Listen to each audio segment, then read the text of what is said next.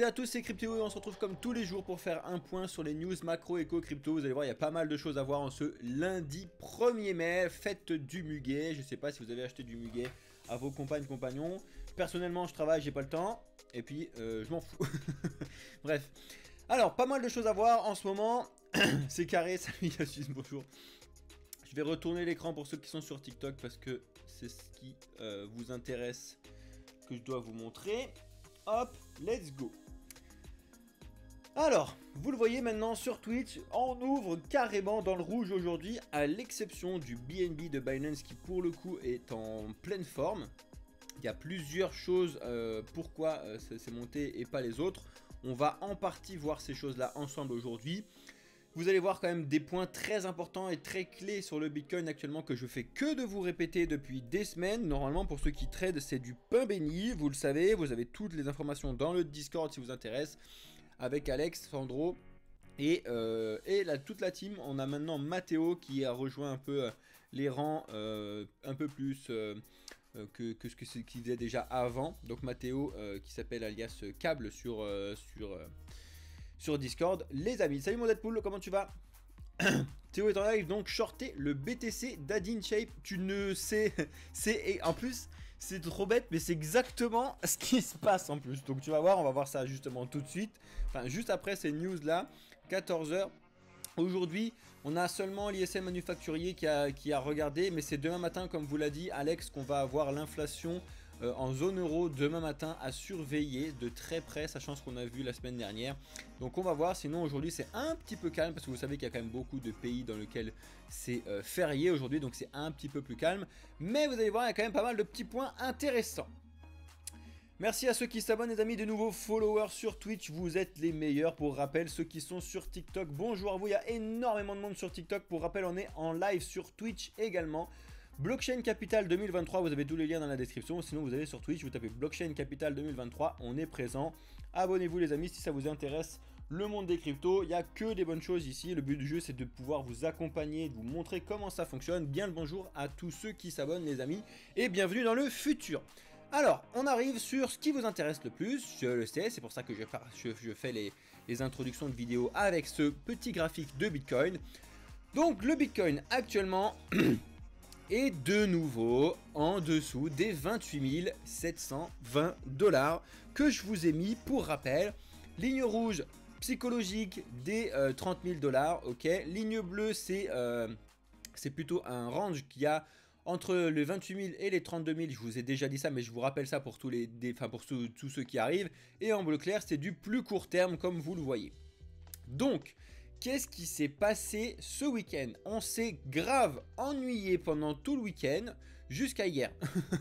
Dimanche, à partir de 14 h, le Bitcoin a pété son petit câble, gentiment. Il était au milieu. Il a fait un truc, c'est limite, on est à la limite du parfait. Hein. Vous allez voir, c'est vraiment insane.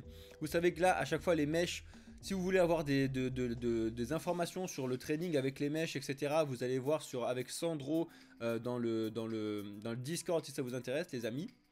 Bref, parfait. C'est-à-dire que là, hier, le Bitcoin est allé voir ce qui se passait à 30 000. On a réagi dessus. On s'est viandé les dents. Donc, les vendeurs ont carrément pris la main, mais de très très loin. On a dépassé les 28 700. On a clôturé en dessous. On est revenu taper les 28 700 et on repart à la baisse. Franchement, vous le mettez en 15 minutes. C'est limite magique hein, ce que je vous dis. Regardez, hop, on part en dessous, on clôture en dessous, donc on reste en dessous. On va retoucher les 28 700 histoire de dire qu'on est remonté dessus et on retombe. Donc là, tu le vois bien, on est en direct.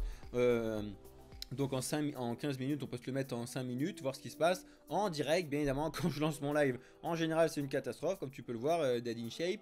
Donc je sais plus exactement ce que vous a dit Alex ce matin parce que j'ai dû couper certains trucs, j'avais des rendez-vous ce matin. Il y a pas mal de points à surveiller qui sont pour moi un petit peu plus bas pour l'instant.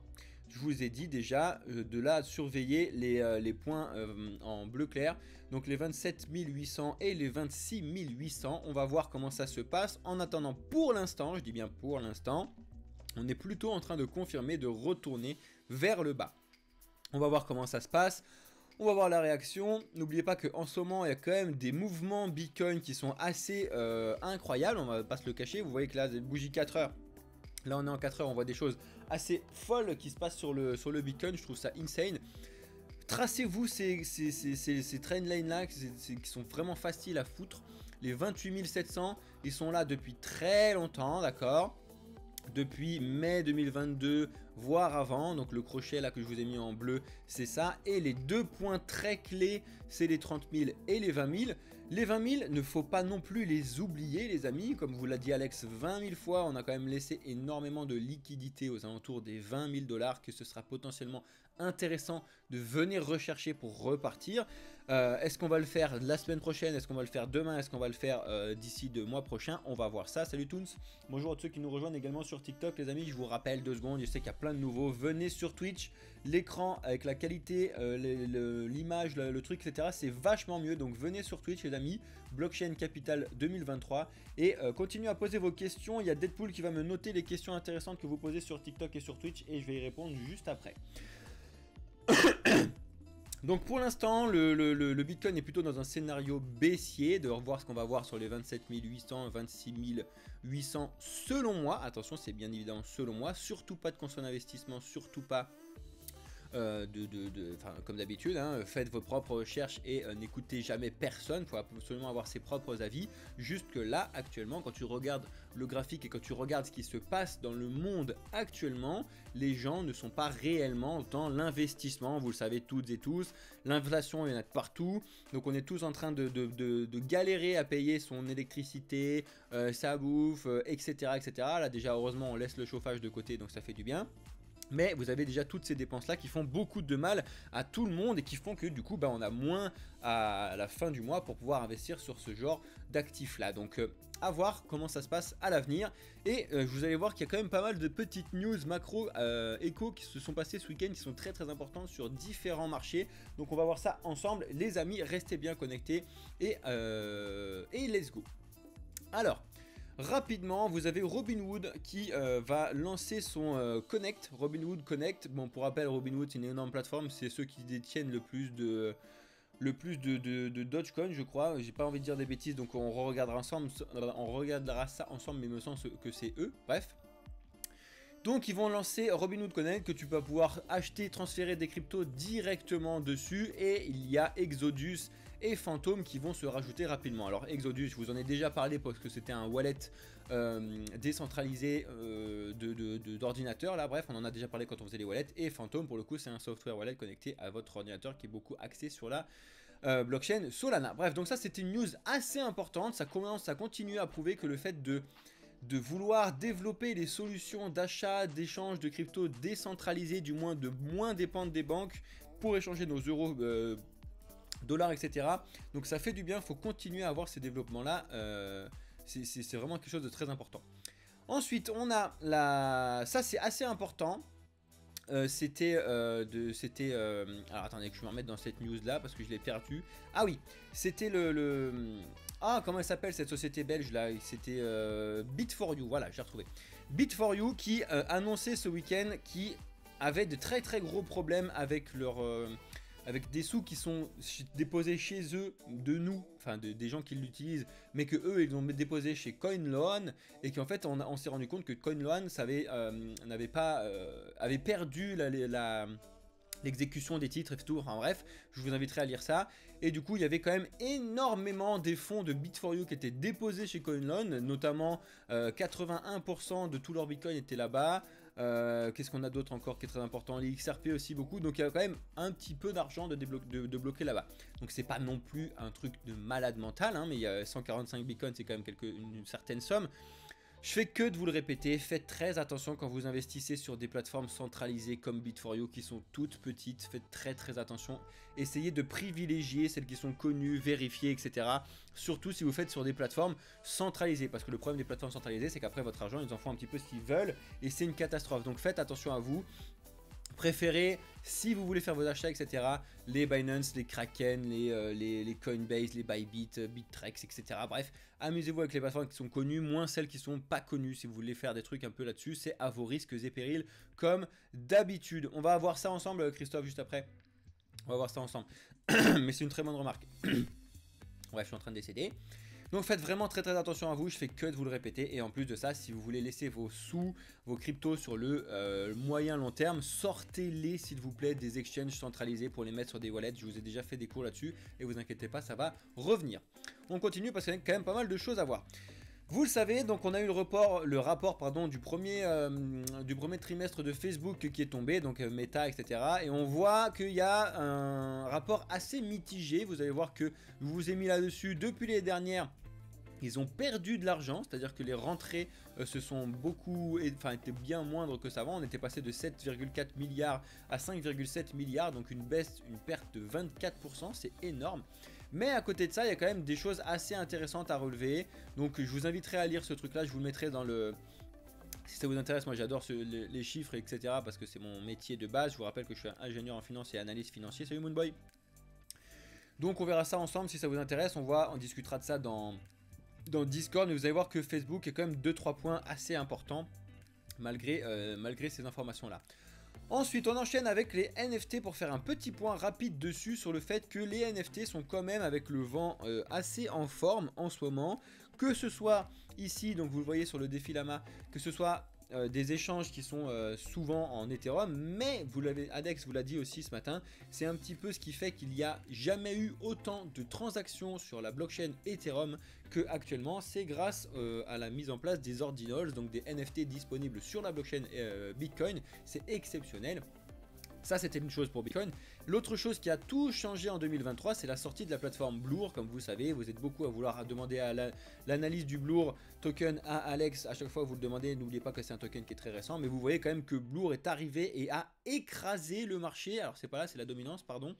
La dominance de Blur, c'est en jaune là, donc vous voyez que là actuellement elle est un petit peu en train de perdre, mais Blur a quand même 41% de tous les échanges, alors qu'avant c'était bien évidemment OpenSea et LuxRare qui étaient quand même bien devant, et là ils sont quand même bien derrière avec 25 et 22%. Si vous voulez avoir toute l'information, c'est sur la plateforme préférée de Mathéo, chez nous de finance décentralisée, à savoir le défi Lama pour voir ces informations là. Et si vous voulez voir sur Ethereum, donc les tokens et les NFT qui sont le plus échangés, je sais que ça intéresse beaucoup de gens qui sont là pour faire des flips de tokens, etc. Vous pouvez aller sur Etherscan, vous regardez le top des NFT. Actuellement, vous voyez que les Renga, les Moonton, Cub, les Naka et les Azuki ont du volume vraiment énorme sur les dernières 6 heures, mais sauf que ça parle moins. Il faut regarder plutôt sur les 7 derniers jours. Allez, s'il te plaît, processing. Voilà, c'était plutôt ça que je voulais voir. Les Degods, les Doodle et les Azuki sont quand même dans le bon truc, mais les Degods sont avec un volume incroyable. Mais ils sont de loin devant tout le monde, avec du 12 200 Ethers de volume sur les 7 derniers jours, c'est juste énorme. Donc regardez un petit peu comment ça se passe, n'oubliez pas de commencer un investissement, faites pas n'importe quoi avec vos sous s'il vous plaît, faites vos propres recherches, mais ça peut être intéressant à regarder. Donc voilà, c'est ce que je vous ai dit, il y a énormément d'inscriptions de NFT Bitcoin qui font que ça continue d'exploser, et ce qui a fait que potentiellement l'utilisation de Bitcoin est de plus en plus, ce qui fait que Bitcoin ne baisse pas tant que ça, parce que les gens achètent du Bitcoin pour pouvoir faire ces trucs là et ces transactions en Bitcoin. Si ça vous intéresse, je vous remets toute l'information dans le Discord tout à l'heure les amis. On continue. T'as vu Deadpool, j'ai pas dit on enchaîne, j'ai dit on continue, c'est pas mal hein, ça progresse. On a Billy Marcus, donc, qui est alias Shibetoshi Nakamoto sur Twitter. Si vous ne connaissez pas qui c'est le cofondateur du Dogecoin de 2011, 12, 13, je sais plus en quelle année c'était, je crois que c'était 2011 ou 12, peut-être 2013, je sais plus. Bref, pour rappel, il avait créé le Dogecoin parce qu'il détestait les cryptos et il disait voilà, regardez, les cryptos c'est n'importe quoi, c'est du vent, je peux faire n'importe quoi avec, donc je fais une grosse blague. Et donc il a fait ce truc là, sauf que maintenant le Dogecoin, etc. a pris un envol assez sérieux, on va dire, c'est moins devenu une blague, et du coup lui il en a complètement marre d'être représenté, d'être accolé au Doge, donc c'est pour ça qu'il a fait ce tweet. Est-ce que tu représentes le Doge? Non. Est-ce que tu as un environnement, est-ce que tu travailles professionnellement avec Doge? Non, il n'y a pas touché depuis plus de 10 ans. Et est-ce qu'il est jaloux du succès des autres tokens? Non seulement il a dit j'en ai rien à foutre et je marre qu'on me parle de ce projet là à chaque fois. Bref, pour rappel, il déteste les cryptos, il trouve que ça sert à rien. Il faut de tout pour faire un monde, on dira, mais moi je trouve ça complètement débile. Mais bon, bref, pour moi, de se voiler la face sur l'utilité de la blockchain. Je te parle même pas des cryptos, hein, je te parle de l'utilité de la blockchain. C'est vraiment se voiler la face parce que la blockchain, elle permet de répondre vraiment à des besoins réels très très importants, malgré le fait que ce soit justement de l'irréel qui est créé, mais ça n'empêche avec des besoins réels derrière. Et je trouve ça exceptionnel d'utiliser la technologie pour des biens importants. Bref, donc voilà, c'était pour vous montrer un petit peu ce truc là, si vous ne l'aviez pas vu passer, que lui il en a un petit peu marre, et pour ceux qui ne connaissaient pas un petit peu tout ça. Alors ça, je vous fais un petit rappel parce qu'il y a eu un superbe article qui est sorti de la part de BitGet, qui a fait une recherche auprès de plus de 250 000 personnes dans 26 pays différents, donc c'est intéressant. Et ça prouve que les millennials, ou alors la génération Y, détient le plus de crypto-monnaies et est attiré par ça. Alors pour ceux qui sont complètement perdus, qui vont me dire c'est quoi les millennials, la Gen Z, XR, etc. Les millennials pour le coup c'est moi par exemple, je suis dans les millennials, mais juste d'ailleurs. Les millennials c'est ceux qui sont nés avec internet, d'accord, et la génération Z c'est ceux qui sont nés avec les smartphones, etc. Donc les millennials ça s'arrête à 1995 il me semble, donc moi je suis juste parce que je suis 94. Après ça c'est la génération Z et c'est de 81 à 95 les millennials. Donc si vous savez savoir où est-ce que vous êtes, c'est à peu près ça. Les Xers c'est ceux qui étaient entre 70 et 80 et les baby boomers c'est ceux qui sont nés après la guerre 45 etc. Bref, donc voilà, si ça vous intéresse vous pouvez voir que quand même c'est les millennials, donc c'est moi, c'est nous, c'est le fait de, on est les gens qui ont le plus de développer les cryptos actuellement, mais la génération Z est quand même vachement en train de monter là-dessus justement parce qu'ils sont nés avec ça, et je trouve ça assez intéressant cet article là pour le coup, même si je vous l'ai déjà dit 20 000 fois, il faut prendre avec des giga grosses pincettes quand les chiffres sortent parce que ça veut absolument tout et rien dire, je vous l'ai déjà dit, mais ça n'empêche que ça peut être quand même intéressant à regarder. Alors, ensuite, c'est ce que je viens de vous dire, et c'était quoi l'autre chose que je voulais vous montrer? Voilà, c'était juste voilà, pour vous dire les différentes générations, mais c'est ce que je vous ai dit, donc on s'en fiche, on enchaîne. On enchaîne avec William Shatner. Donc si vous êtes là en train de dire c'est qui ce gars, c'est celui qui avait lancé Star Trek, donc les premiers Star Trek, hein, pas les derniers, bref. Et c'était intéressant du coup de voir que lui qui était dans une série futuriste d'échange de monnaie, etc., de demander à lui ce qu'il trouvait d'être des cryptos. Enfin bref, c'est assez drôle. Ça veut rien dire encore une fois, hein, parce que ça veut pas dire que juste lui qui dit ça, ça va être génial, bref. Mais je trouve ça assez intéressant qu'un gars de Star Trek, donc qui vivait un peu dans le fin, qui faisait quelque chose sur le futur, disent que justement les cryptos c'est quelque chose qui peut répondre au futur. Enfin bref, donc c'était le capitaine Kirk dans Star Trek il y a je ne sais plus combien d'années là, je sais plus quand est-ce que c'était ce truc là, de ce Star Trek à lui là, parce qu'il y en a eu plusieurs. Bref, donc ça peut être intéressant si jamais vous êtes fan de Star Trek ou de William Shatner, sachez qu'il est exceptionnellement fan des cryptos. On a ce tweet exceptionnel à surveiller de très près. Ça c'est les États-Unis comme d'habitude qui fatiguent énormément. Ils sont en train d'essayer de proposer avec ce papier qui est là, je vous le mettrai bien évidemment sur Discord si ça vous intéresse, de débancaliser tout l'écosystème crypto. Qu'est-ce que ça signifie? Je vous le répète pour ceux qui sont complètement débutants et qui ne savent plus ce que je vous ai dit là-dessus. N'oubliez pas que actuellement, pour que les cryptos, vous puissiez les acheter avec vos euros, il faut que vous puissiez trouver quelqu'un qui vous échange des bitcoins contre vos euros, d'accord? Et que pour ça, il faut forcément qu'il y ait une banque derrière qui accepte les euros, donc souvent en Europe, etc., etc. Et pareil pour le dollar, et pareil pour tout ça. Donc en fait, tant qu'on n'a pas une adoption massive et tant que les gens ne sont pas payés directement en crypto, l'écosystème bancaire va être nécessaire pour faire la transition, d'accord? Et eux, ce qu'ils essaient de faire, c'est de bloquer tout ça. Donc, ça devient un petit peu plus compliqué. Je vous rappelle que si vous voulez pallier à tous ces problèmes à l'avenir, lancez-vous dans le minage, dans le stacking, dans ce genre de choses où en fait vous placez des euros avant tout le monde dans des machines, dans des nœuds, etc. qui vont vous fabriquer directement des bitcoins, des ethers, etc. Donc là comme ça au moins vous allez être récompensé directement en crypto et vous êtes en quelque sorte payé directement en crypto. Donc là vous pourrez rigoler des gens qui vont galérer plus tard à acheter tous ces trucs là parce que vous les fabriquez. Et je pense que ça peut être intéressant en tout cas à regarder. Je vous mettrai tout ça dans Discord si ça vous intéresse. Je vais essayer d'avancer un petit peu parce qu'on a quand même pas mal de news importantes. Polémique autour d'Arbitrum, ça c'est très important. Je vois beaucoup trop de gens qui sont exceptionnellement à fond sur ce qui se passe sur Arbitrum, alors que n'oubliez pas que c'est quelque chose de très récent. Oui, l'idée est géniale, oui c'est vraiment bien, c'était bien lancé, un bon début, etc. Mais n'oubliez pas qu'il y a eu un gros couac sur le token avec la gouvernance DAO. N'oubliez pas que comment ils vont le fonctionner Arbitrum, c'est que tout va fonctionner en DAO. Donc ceux qui ont des tokens Arbitrum peuvent voter à chaque fois sur telle ou telle décision. Et ils n'avaient pas pris en compte à la base le contrôle de 750 millions d'ARB. Donc ça représentait quand même quelques milliards de dollars. Donc c'était insane. Et après c'était revenu, bref, mais c'était quand même, fallait vérifier tout ça. Il faut que la DAO fonctionne et soit plus ancrée que ne puisse pas faire. C'est-à-dire que si tu mets un système de DAO, à l'avenir, il faut trouver une solution pour que ça se déclenche automatiquement par système de contrat. C'est-à-dire que ça ne puisse pas être révoqué, révocable ou je sais pas quoi. Un petit peu comme l'est la loi 49.3. Parce que là, actuellement, ce qui se passe, c'est que tu peux faire voter telle ou telle chose en France. Et après, le dirigeant du pays peut dire, bon, en fait, non. Là, c'est un petit peu ce qui s'était passé sur Arbitrum. Votez, faites ce que vous voulez, puis après, bah en fait non. Ça, il faut pas que ça fonctionne comme ça, il faut vraiment mettre en place des smart contracts où en fait du coup, bah, tu votes, c'est mis en place, terminé, il n'y a pas de solution possible, ça a été choisi.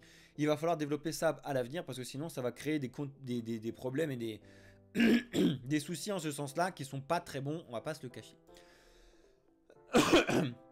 Ensuite, on a bien évidemment cette grosse news pour ceux qui sont fans de Shiba. La Shiba Army est souvent présente dans les commentaires. Bonjour à la Shiba Army. Désolé, je bois de l'eau 2 secondes parce que sinon je vais décéder. Il y avait plein de gens sur TikTok, je sais qu'ils sont tous partis à partir du moment où on dit des news. Dès qu'ils voient le graphique de Bitcoin, ils sont tous là, mais quand on dit des news, c'est plus personne. Et là, c'est les grosses annonces sur les jeux qui vont être disponibles dans le Shibarium, donc le métaverse du projet de Shiba.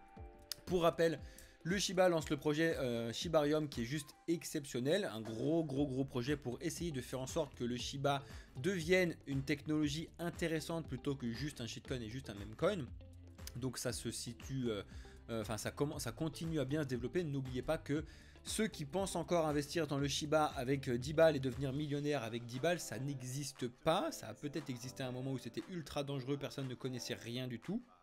Maintenant, ça n'est plus possible, je vous ai déjà dit de regarder la market cap plutôt que de regarder n'importe quoi, donc faites attention à vous et arrêtez s'il vous plaît d'investir dans n'importe quel shitcoin qui se crée. Pour rappel, il y a une adresse qui a créé 114 meme coin en moins d'un mois qui vous a tous arnaqué, donc faites vraiment très attention quand vous foutez des petites thunes là-dessus, parce que vous dites bon c'est 10 balles, lui c'est 10 plus 10 plus 10 plus 10, pour pas grand chose ça lui fait plein de thunes, donc faites attention, mettez pas votre argent n'importe où s'il vous plaît. Comment la technologie de la blockchain peut-elle impacter le système éducatif? C'est une news énorme et exceptionnelle que je veux vous montrer parce que justement c'est également ancré dans les valeurs du projet Blockchain Capital que nous représentons. Donc ici, la Blockchain Capital, on va utiliser toutes les technologies apportées par la blockchain justement pour pouvoir vous proposer un système éducatif intéressant. On est en train de réfléchir à comment mettre en place ça avec des NFT, avec des tokens, etc. En tout cas, ça va arriver pour le projet Blockchain Capital, donc abonnez-vous si ce n'est pas déjà le cas, mais c'est juste exceptionnel ce qu'on peut faire avec la blockchain. Pour rappel, la blockchain va permettre d'éliminer la fraude académique, bon ça vous le savez. La blockchain va permettre d'améliorer le stockage des données pour les étudiants, vous savez très bien aussi, ça c'est vraiment être incroyable, il n'y a plus possibilité de perdre des trucs, etc. Ça va être directement avec les wallets, avec les SBT, etc. C'est vraiment insane. On va pouvoir réduire les coûts de l'éducation, parce que forcément les gens vont pouvoir le faire de chez eux, moins faire telle ou telle chose. Donc en fait, mondialement parlant, c'est énorme, et surtout ça va pouvoir apporter l'éducation facilement aux gens qui ne l'ont pas. C'est surtout ça qu'il ne faut pas oublier, parce que certes, réduire les coûts de l'éducation en Europe, aux États-Unis et tout, c'est intéressant. Mais vous avez des pays en Inde, en Afrique, en Amérique du Sud, etc. qui n'ont pas vraiment accès à l'éducation. Et grâce à la technologie de la blockchain, le minage va pouvoir apporter l'électricité à ces personnes-là, premier point. Et deuxième point, une fois qu'ils vont avoir l'électricité, ils vont pouvoir avoir accès à Internet. Et accès à Internet, ils vont pouvoir avoir accès à de l'éducation. Vous vous rendez pas compte à quel point c'est exceptionnel, d'accord ? Et ensuite, voilà, il y a des défis de débloquer là-dessus. Je vous mettrai cet article-là si ça vous intéresse. En tout cas, nous, Blockchain Capital, ça nous tient à cœur de vous proposer des solutions vraiment axées sur l'éducation. Et ça va arriver très vite, mais vous n'oubliez pas que c'est de l'argent, c'est de l'investissement, c'est du temps. Donc on va mettre ça en place. On est, je vous rappelle, au tout début de Blockchain Capital, ça a à peine 2 mois qu'on est présent. Et pour le coup, on a très bien commencé, très fortement commencé, j'ai envie de vous dire. Ça c'est pareil, c'est niveau sécurité, je vous le montre juste 2 secondes mais je vous le mettrai et il faut absolument que vous lisiez ce petit article très rapide de CoinTribune que je vous mettrai dans le Discord tout à l'heure sur les attaques sandwich que vous pouvez avoir notamment quand vous utilisez la finance décentralisée. Donc ça peut être intéressant de voir ça directement avec Mathéo, de lui poser des questions etc. Je vous mettrai ça derrière, enfin, dans le dans le Discord comme d'habitude. Faites vraiment très attention aux attaques sandwich, faites attention aux attaques de phishing, faites attention à tout ce truc là. Quand vous les connaissez, vous savez mieux les éviter. C'est juste ça qu'on vous dit, donc on est les premiers à vous l'expliquer et à vous le montrer. Donc faites attention à vous les amis. On enchaîne avec Avalanche qui a fait sa mise à jour sur le Cortina. Exceptionnel, n'oubliez pas que Avalanche ça fait ça fait partie des projets Layer 0, donc ils sont là pour pouvoir créer de l'interopérabilité entre les blockchains avec Atom du Cosmos et avec le DOT du Polkadot. N'oubliez pas que c'est 3 projets qui sont vraiment très gros. Si ça vous intéresse, vous devez investir un minimum sur ces 3 projets là, si ça vous intéresse, pas de conseil d'investissement, mais essayez de ne pas privilégier l'un ou l'autre parce qu'on ne sait pas lequel va pouvoir fonctionner, vous le savez bien. Je trouve que c'est des projets qui sont exceptionnels à voir par la suite les amis. En tout cas leur mise à jour a fonctionné très bien, nickel, on avance, on continue. Pareil, on a eu le Chronos cette semaine, ce week-end, pardon, qui a annoncé un gros partenariat avec Amazon pour se lancer dans le Web3. Du coup, ça a fait un beau petit pic sur le Chronos. Mais vous le savez que comme c'est une news, souvent après, ça retombe parce que c'est pas forcément hyper important non plus tout de suite. Donc c'est exactement ce qui s'est passé. Grosse volatilité, vous le voyez en bas. Gros mouvement. À la hausse avec du pétage de câble, et là on a ravalé quasiment toute la hausse qu'on a eu depuis l'annonce de la news. Donc faites vraiment très attention à ceux qui rentrent en retard sur ce type de news là. Pour le coup moi le CRO je pense que ça peut être intéressant à l'avenir, mais ça dépend de l'utilisation qui est en effet de la plateforme crypto.com. Comme d'habitude vous savez très bien que le CRO c'est le token de la plateforme crypto.com, comme l'était le FTT sur FTX, etc. Donc à voir. Au maximum il avait touché les 1$, j'étais là, j'avais pas vendu. Pour l'instant on est sur du 7 centimes, on est très loin de là où on était avant, donc faites attention à vous. On finit avec ces dernières news là, donc ça c'est ce que je viens de vous dire, désolé. Bon, après la mise à jour Shanghai, n'oubliez pas que maintenant on va avoir affaire au hard fork de Cancun, et donc des projets à l'EIP 4844 pardon, donc avec les protocoles de Dank Sharding. Donc ça je vous rentre pas dans les détails parce que là pour le coup c'est quand même un accès débutant intermédiaire, et là ce qui est dans ces news là on est carrément dans du mode expert, un petit peu axé sur du développement etc. Je sais qu'il y a des développeurs et tout qui peuvent être intéressés par ce type de news, donc je vous le mets bien évidemment dans le Discord, parce que si vous êtes développeur et que vous travaillez sur ce type de solution là, votre travail sera rémunéré exceptionnellement haut dans le monde de la blockchain et des cryptos. Donc vraiment, je vous invite à vous intéresser à ça si vous êtes développeur ou quoi. En tout cas, c'est un petit article rapide et ça peut être intéressant de savoir ce que c'est que le proto Dank Sharding, ce que c'est que du coup la différence entre les rollups, les YKL rollups, les optimismes, etc. Donc ce qui sont les layers 2 de développement sur Ethereum pour pouvoir proposer de la scalabilité. Bref, je vous ai dit tout ça rapidement et on va finir avec ce gros sujet qui est le GLD, donc de Multivers X maintenant, qui s'appelle plus Elrond bien évidemment. Gros assaut Web3 avec la Roumanie, Multivers X. Il y a beaucoup de choses autour de Multivers X actuellement. N'oubliez pas que Multivers X, il porte bien son nom. Ils vont essayer de faire un petit peu tout. Elrond, c'est un projet énorme. C'est un projet français Cocorico, soutenu fortement par Asher, alias Owen Wilson. Vous le connaissez très bien. Owen Wilson, la vache. Owen Simonin, je deviens ouf moi. Donc bref. Vous avez vu, c'est un petit peu pareil que le type de news que vous avez eu sur le CRO tout à l'heure. Donc on a eu une belle montée. Après forcément ça s'essouffle rapidement parce que le marché reprend les droits. Les news ne sont pas dépendantes de ce qui se passe réellement sur le marché. Je fais que de vous le dire. Faites attention à vous pour vous prémunir de tout ça. Donc voilà, on a fait le petit tour des news rapides. Donc je vais clôturer la vidéo pour ceux qui sont sur YouTube. N'hésitez pas à lâcher un like, un commentaire pour tous ceux qui sont abonnés, tous ceux qui sont sur Discord, etc. C'est le meilleur soutien que vous puissiez nous faire les amis. On compte sur vous. Merci à toutes et à tous d'avoir suivi cette vidéo. Et je vais continuer avec ceux qui sont sur TikTok et sur Twitch pour répondre à vos questions les amis. Bonne journée, c'était Cryptéo pour le projet Blockchain Capital. Ciao les amis.